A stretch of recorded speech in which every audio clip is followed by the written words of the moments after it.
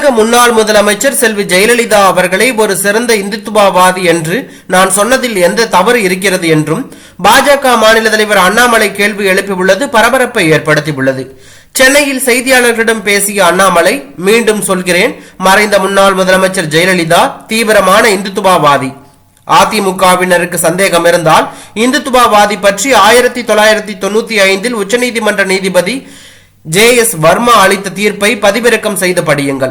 அதில் இந்துத்துவா என்பது மதம் சார்ந்தது கிடையாது, அது வாழ்வியல் முறை, இந்த மண்ணின் கலாச்சாரம், 20 ஆண்டுகளாக வாழ்ந்திருக்கக்கூடிய வாழ்க்கையை பிரதிபலிப்பதுதான் இந்துத்துவா, அனைவரையும் அரவணைப்பதுதான் இந்துத்துவா என்றும் பேசியிருந்தார்.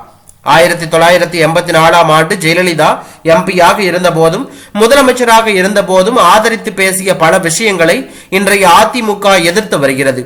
அயோத்தியில் ராமர் கோயிலை ஆதரித்த முதல் அரசியல்வாதி ஜெயலலிதா என்று அண்ணாமலை பேசியுள்ளது பரபரப்பையும் அதிர்ச்சியும் ஏற்படுத்தியுள்ளது.